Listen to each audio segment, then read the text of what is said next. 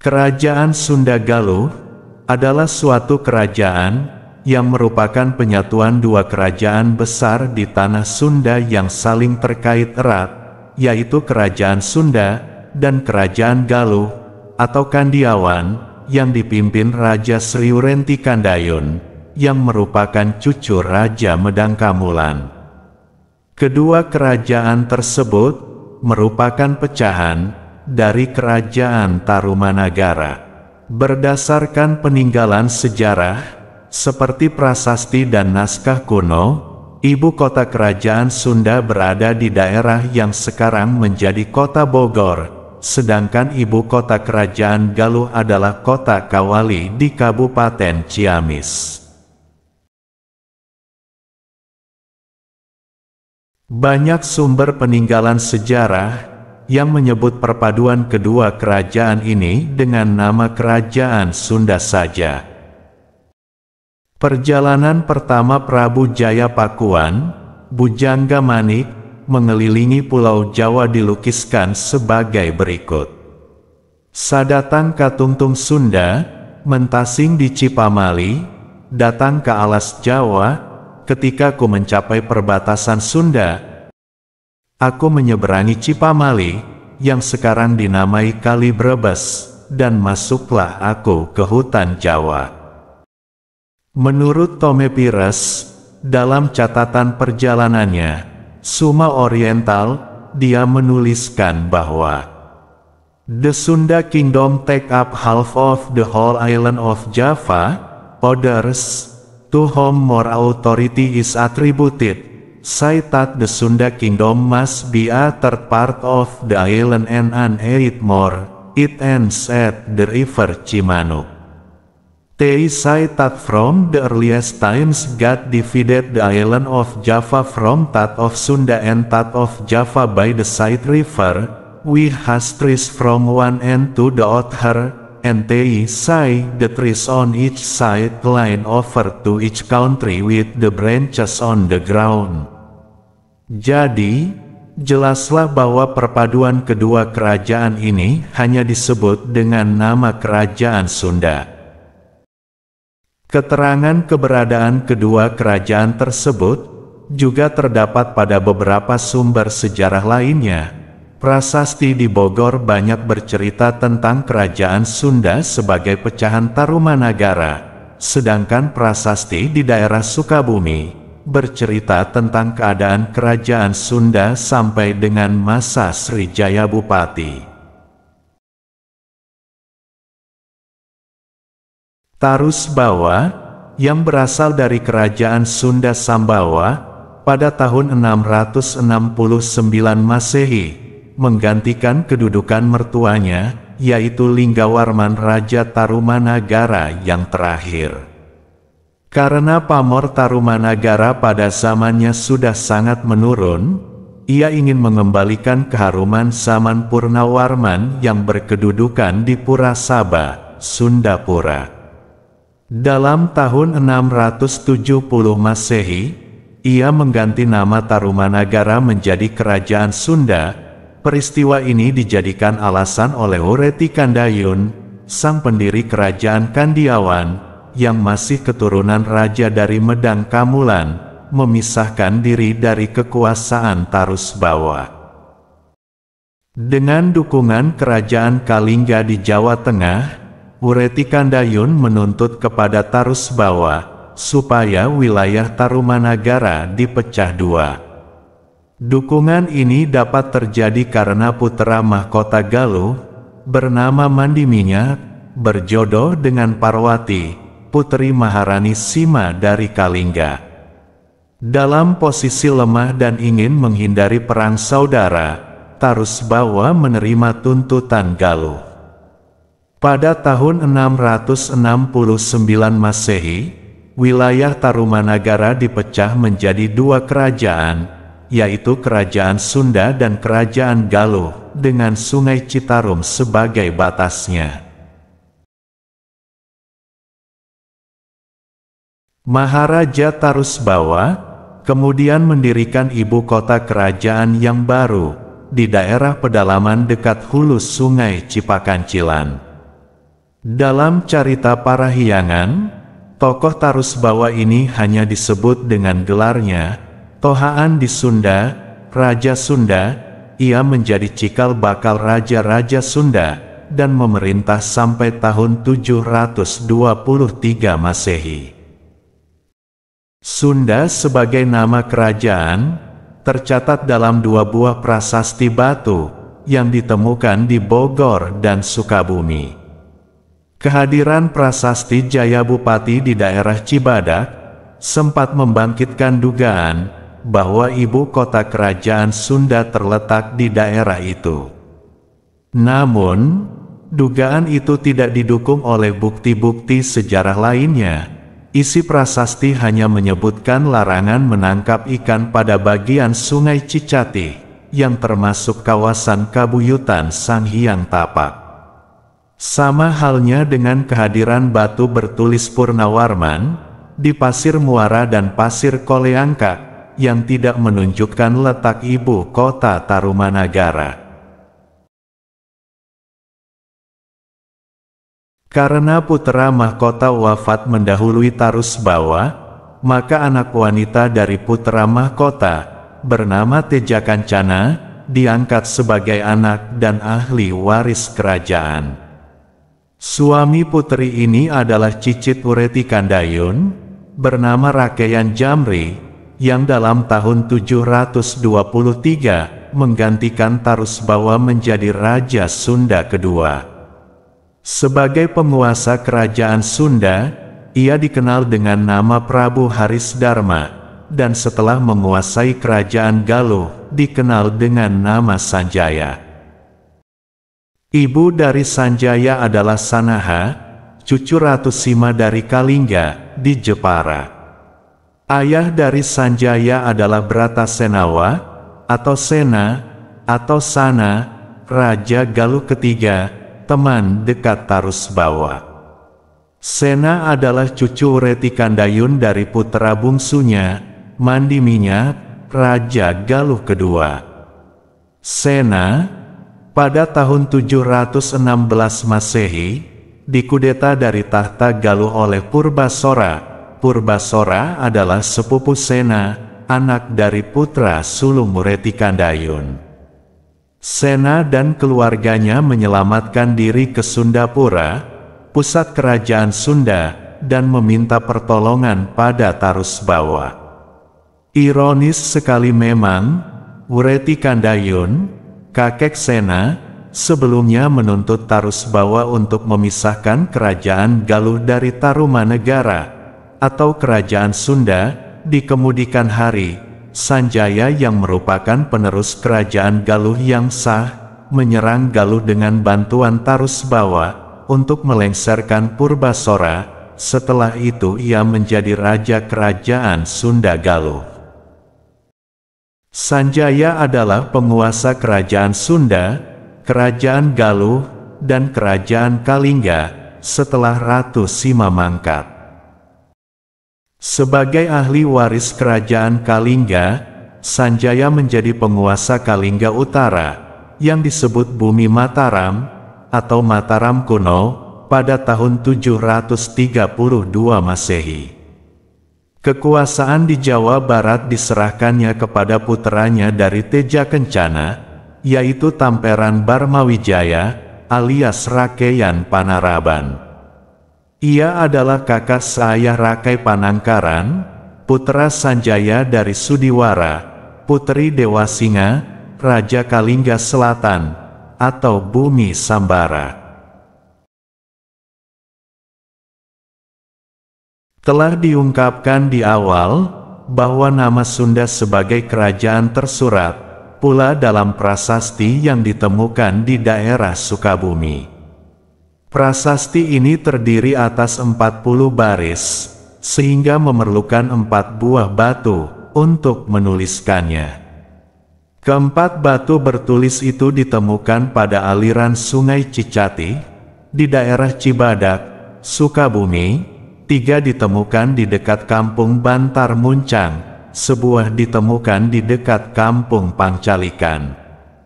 Keunikan prasasti ini, adalah disusun dalam huruf dan bahasa Jawa kuno.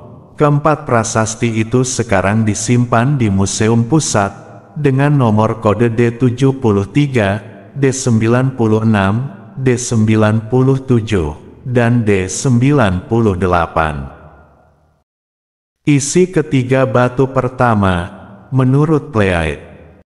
D73, Swasti Sakawarsatita 952 Kartika Masatiti Dwadasi Suklapa Kesa, Hakara Waratambir, Iri Kadiwasanira Prahacian Sunda Maharaja Sri Jaya Bupati Jayamana Hen Wisnumurti Samarawijaya, Sakalabuana Mandaleswaranindita Harogowardana Wikramo Tunggadewama. D96, Gawai TPI Purwa Sanghyang Tapak Ginawai Denira Sri Jaya Bupati Prahacian Sunda, Mewam Tanhanani Barya Barya Sila, Irikang Elwah Tan Pangalapa Ikan Sesini Elwah, Makahingan Sanghyang Tapak Wates Kapujan I Hulu, Isor Makahingan Iya Sanghyang Tapak Wates Kapujan I Wung Kalagong Kalih Matangyan Pinagawayaken Prasasti Pagepageh, Mang Sapata. D97, Sumpah Denira Prahacian Sunda, Elwirnya Nihan. Terjemahan isi prasasti adalah sebagai berikut. Selamat, dalam tahun Saka 952 bulan Kartika tanggal 12 bagian terang, hari Hariang, Kaliwon, Ahad, Wuku Tambir. Inilah saat Raja Sunda Maharaja Sri Jaya Bupati Jayamana Hen Wisnumurti Samarawijaya Sakalabuana Mandaleswaranindita Harogowardana Wikramo Tunggadewa membuat tanda di sebelah timur Sanghyang Tapak dibuat oleh Sri Jaya Bupati Raja Sunda. Dan jangan ada yang melanggar ketentuan ini, di sungai ini jangan ada yang menangkap ikan. Di sebelah sini sungai dalam batas daerah pemujaan Sanghyang Tapak sebelah hulu, di sebelah hilir dalam batas daerah pemujaan Sanghyang Tapak pada dua batang pohon besar, maka dibuatlah prasasti yang dikukuhkan dengan sumpah. Sumpah yang diucapkan oleh Raja Sunda lengkapnya tertera pada prasasti keempat, D98, terdiri dari 20 baris. Intinya menyeru semua kekuatan gaib di dunia dan di surga, agar ikut melindungi keputusan Raja. Siapapun yang menyalahi ketentuan tersebut, diserahkan penghukumannya kepada semua kekuatan itu, agar dibinasakan dengan menghisap otaknya, menghirup darahnya, memberantakkan ususnya, dan membelah dadanya. Sumpah itu ditutup dengan kalimat seruan, Iwuruhanta kamung hiyang kabeh, ketahuilah olehmu para hiyang semuanya. Tanggal pembuatan prasasti Jaya Bupati bertepatan dengan tanggal 11 Oktober tahun 1030, menurut Pustaka Nusantara, Parwa 3 Sarga 1, Sri Jaya Bupati memerintah selama 12 tahun. Isi prasasti itu, dalam segala hal menunjukkan corak Jawa Timur, tidak hanya huruf, bahasa, dan gaya, melainkan juga gelar raja yang mirip dengan gelar raja di lingkungan Keraton Dharmawangsa. Tokoh Sri Jaya Bupati, dalam carita Parahyangan, disebut dengan nama Prabu Detya Maharaja. Ia adalah Raja Sunda ke-20. Setelah Maharaja Tarusbawa. Telah diungkapkan sebelumnya, bahwa kerajaan Sunda adalah pecahan Tarumanagara. Peristiwa itu terjadi tahun 670 Masehi. Hal ini sejalan dengan sumber berita Tiongkok, yang menyebutkan bahwa, utusan Tarumanagara, yang terakhir mengunjungi negeri itu terjadi tahun 669 Masehi. Tarusbawa, memang mengirimkan utusan yang memberitahukan penobatannya kepada Kaisar Tiongkok dalam tahun 669 Masehi. Ia sendiri dinobatkan pada tanggal 9, bagian terang bulan Jesta, tahun 591 Saka, kira-kira bertepatan dengan tanggal 18 Mei tahun 669 Masehi. Tarusbawa adalah sahabat baik Bratasenawa alias Sena, Raja Galuh ketiga. Tokoh ini juga dikenal dengan nama Sana dalam prasasti Canggal, sekaligus ayah dari Sanjaya. Persahabatan ini pula yang mendorong Tarusbawa mengambil Sanjaya menjadi menantunya. Bratasenawa alias Sana atau Sena digulingkan dari tahta Galuh oleh Purbasora dalam tahun 716 Masehi. Purbasora adalah cucu Reti Kandayun dari putra sulungnya, Batara dan Hyang Guru Sempakwaja, pendiri kerajaan Galunggung. Sedangkan Sena adalah cucu Reti Kandayun dari putra bungsunya, Mandi Minyak, Raja Galuh kedua. Sebenarnya, Purbasora dan Sena adalah saudara satu ibu, karena hubungan gelap antara Mandi Minyak dengan istri Sempakwaja. Tokoh Sempakwaja tidak dapat menggantikan kedudukan ayahnya menjadi Raja Galuh, karena ompong, sementara seorang raja tak boleh memiliki cacat jasmani.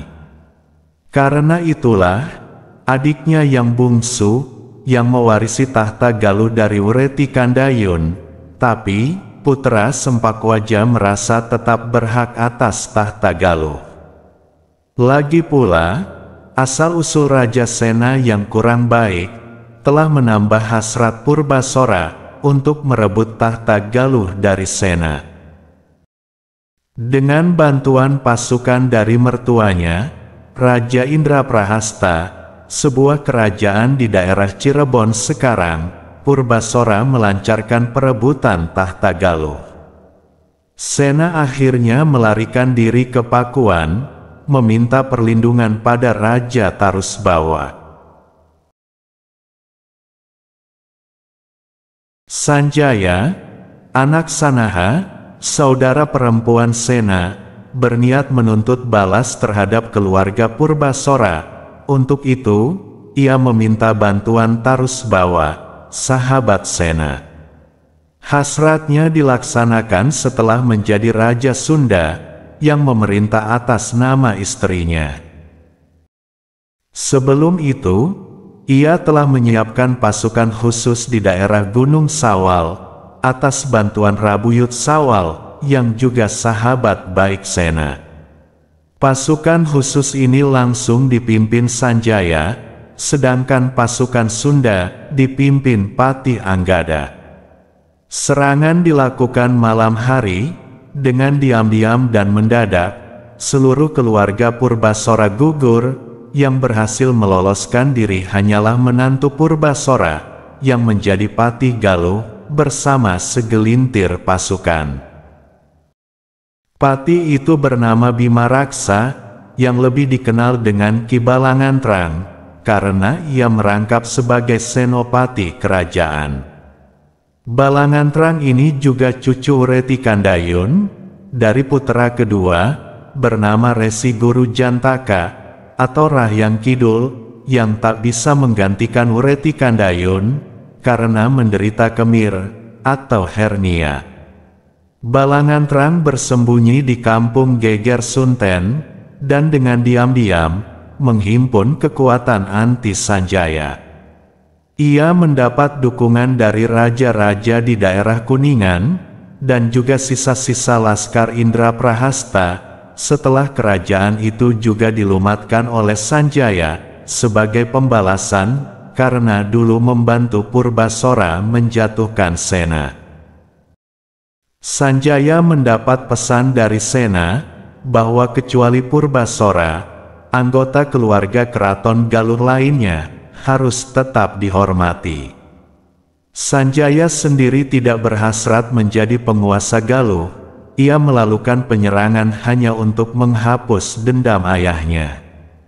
Setelah berhasil mengalahkan Purbasora, ia segera menghubungi uwaknya, Sempakwaja, di Galunggung, dan meminta dia agar Demunawan, adik Purbasora, direstui menjadi penguasa Galuh. Akan tetapi, Sempakwaja menolak permohonan itu, karena takut kalau hal tersebut merupakan muslihat Sanjaya untuk melenyapkan Demunawan. Sanjaya sendiri tidak bisa menghubungi Balangantrang, karena ia tak mengetahui keberadaannya. Akhirnya, Sanjaya terpaksa mengambil hak untuk dinobatkan sebagai Raja Galuh. Ia menyadari bahwa kehadirannya di Galuh kurang disenangi. Selain itu, sebagai Raja Sunda, ia sendiri harus berkedudukan di Pakuan.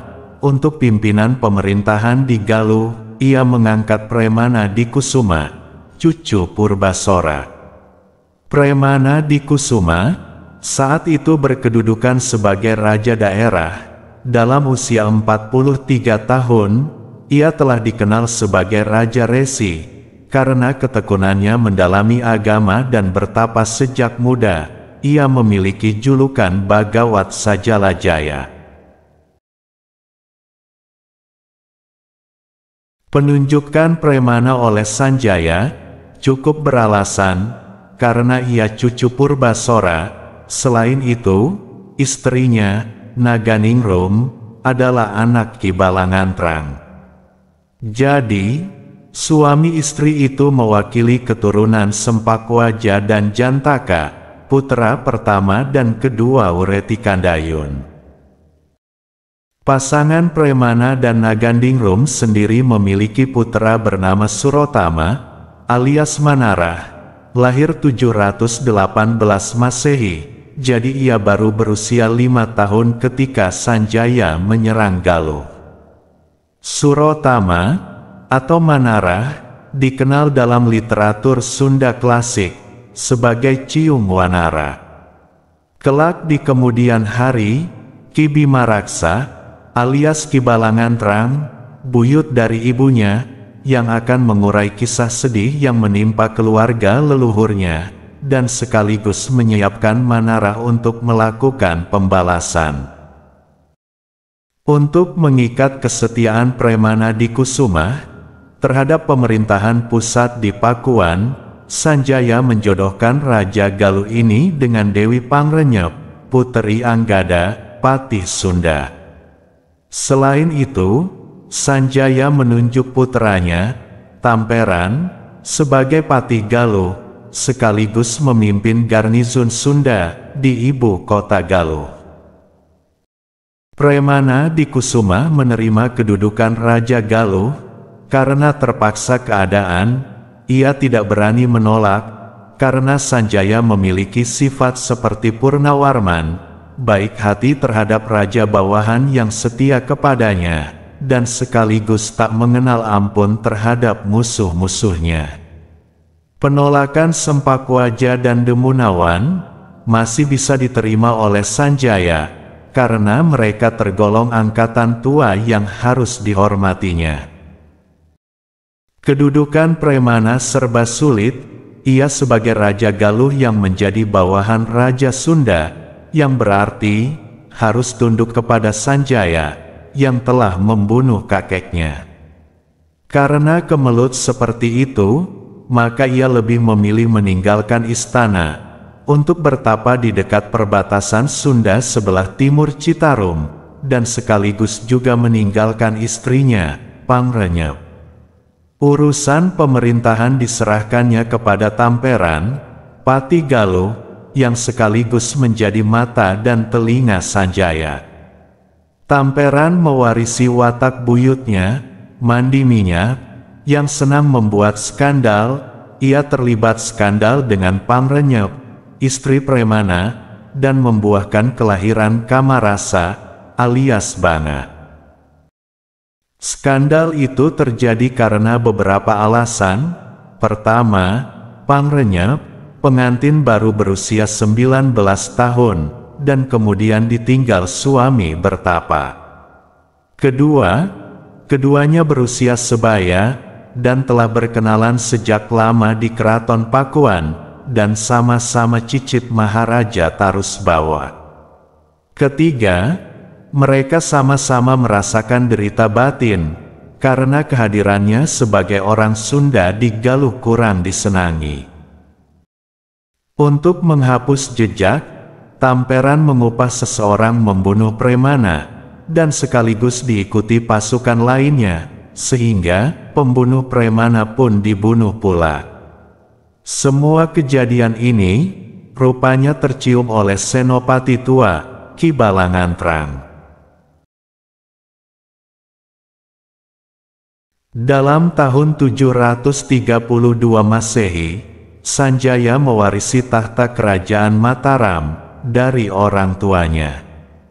Sebelum ia meninggalkan kawasan Jawa Barat, ia mengatur pembagian kekuasaan antara puteranya, Tamperan, dan Resi Guru Demunawan.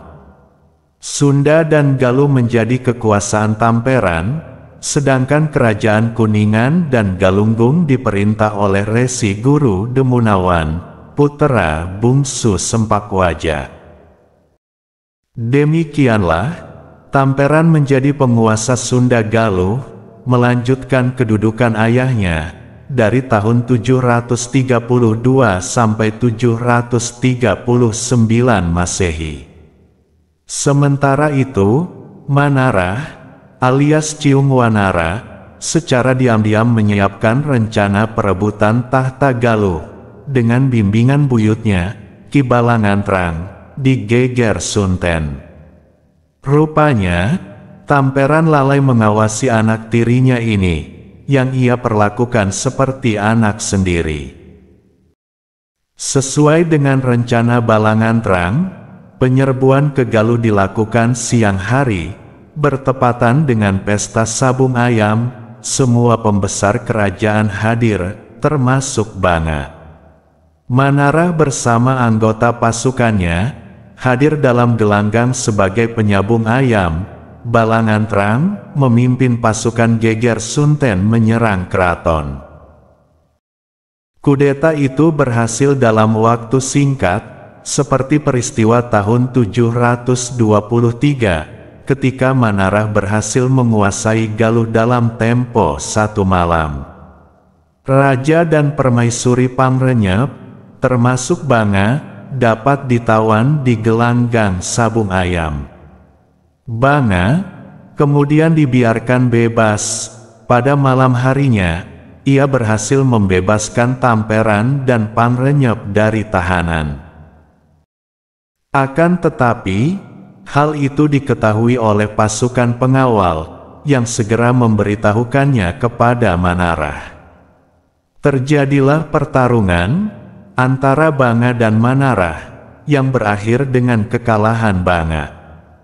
Sementara itu, pasukan yang mengejar raja dan permaisuri, melepaskan panah-panahnya di dalam kegelapan, sehingga menewaskan Tamperan dan Pangrenyep. Berita kematian Tamperan didengar oleh Sanjaya, yang ketika itu memerintah di Mataram, Jawa Tengah, yang kemudian, dengan pasukan besar, menyerang Pura Saba Galuh.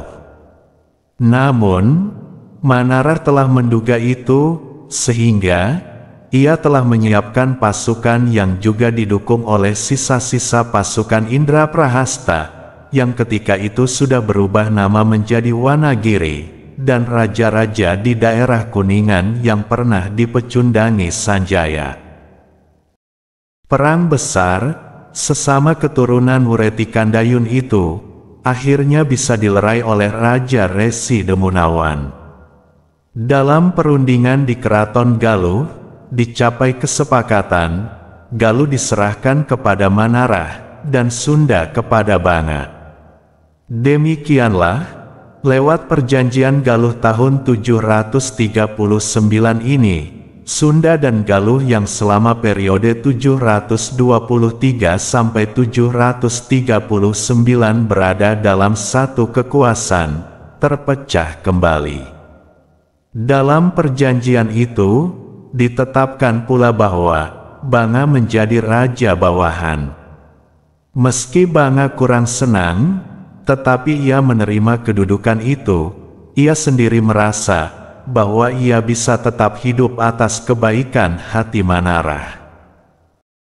Untuk memperteguh perjanjian, Manarah dan Banga dijodohkan dengan kedua cicit Demunawan. Manarah, sebagai penguasa Galuh, bergelar Prabu Jayaprakosa Mandaleswara Salakabuana, memperistri Kancanawangi. Banga, sebagai Raja Sunda, bergelar Prabu Kretabuana Yasawiguna Aji Mulya, dan berjodoh dengan Kancanasari, adik Kancanawangi.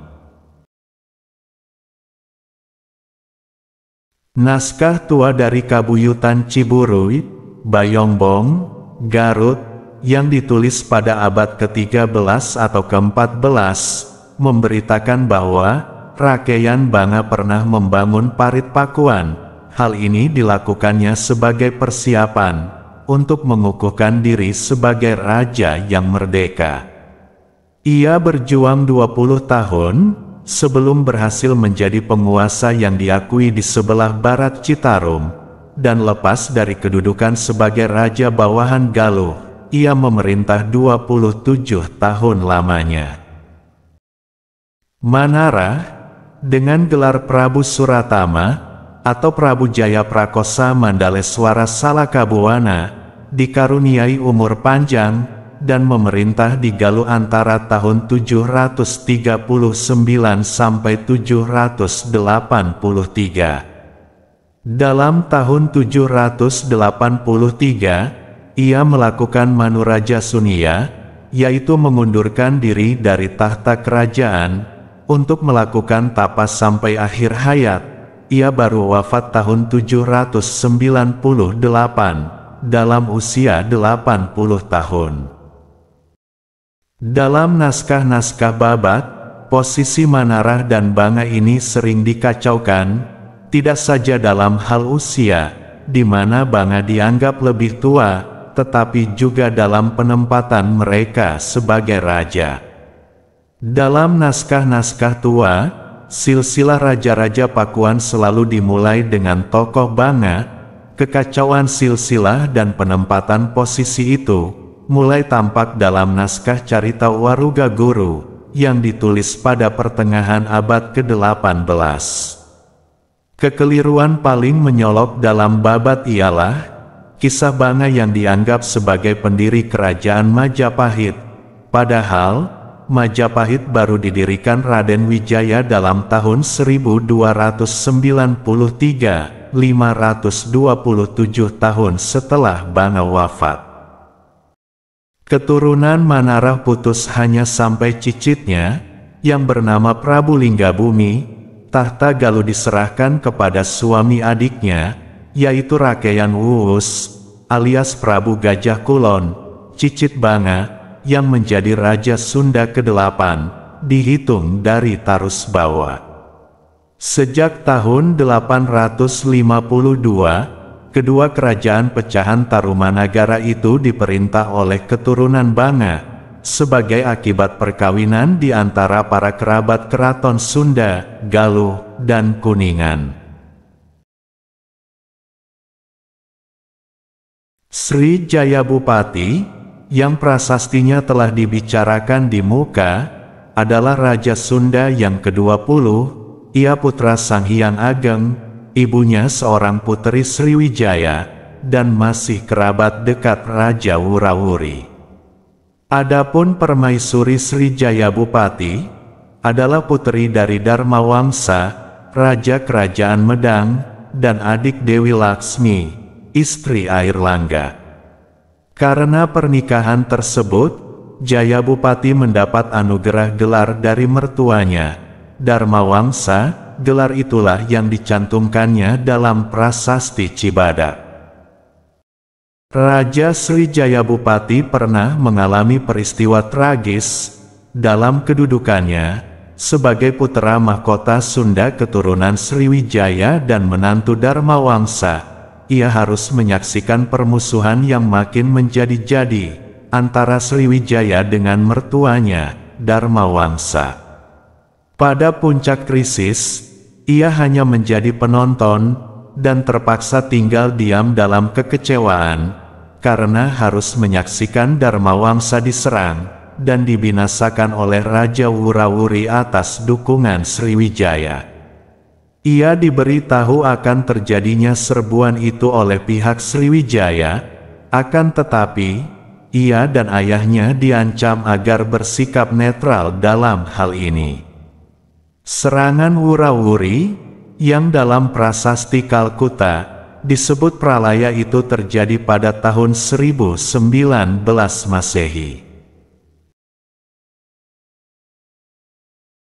Prabu Guru Dharmasiksa, Prabu Sanghyang Wisnu, memiliki putra mahkota, Rakyan Jayadharma, dan berkedudukan di Pakuan. Menurut Pustaka Racia-Racia Ibumi Nusantara Parwa II Sarga III, Rakyan Jayadharma adalah menantu Mahisa Campaka di Jawa Timur, karena ia berjodoh dengan putrinya, bernama Diah Lembutal. Mahisa Campaka adalah anak dari Mahisa Wong Ateleng, yang merupakan anak dari Ken Angrok dan Ken Dedes, dari Kerajaan Singhasari. Rakyan Jayadharma dan Diah Lembutal berputra sang Nararya Sangramawijaya, atau lebih dikenal dengan nama Raden Wijaya, yang dikatakan terlahir di Pakuan. Dengan kata lain, Raden Wijaya adalah turunan keempat dari Ken Angrok dan Ken Dedes. Karena Jayadharma wafat dalam usia muda, Lembutal tidak bersedia tinggal lebih lama di Pakuan. Akhirnya, Raden Wijaya dan ibunya kembali ke Jawa Timur. Dalam babat Tanah Jawi, Raden Wijaya disebut pula Jaka Susuruh dari Pasundan. Sebagai keturunan Jayadharma, ia adalah penerus tahta kerajaan Sunda Galuh yang sah, yaitu apabila Prabu Guru Dharmasiksa Prabu Sanghyang Wisnu mangkat. Kematian Jayadharma mengosongkan kedudukan putra mahkota, karena Raden Wijaya berada di Jawa Timur, dan kemudian menjadi pendiri sekaligus raja pertama Kerajaan Majapahit. Saat Wastu Kancana wafat, kerajaan sempat kembali terpecah dua dalam pemerintahan anak-anaknya, yaitu Susuk Tunggal yang berkuasa di Pakuan Sunda, dan Dewa Niskala yang berkuasa di Kawali Galuh. Sri Baduga Maharaja, yang merupakan anak Dewa Niskala, sekaligus menantu Susuk Tunggal, menyatukan kembali Kerajaan Sunda dan Kerajaan Galuh, atau sering disebut sebagai Kerajaan Pajajaran.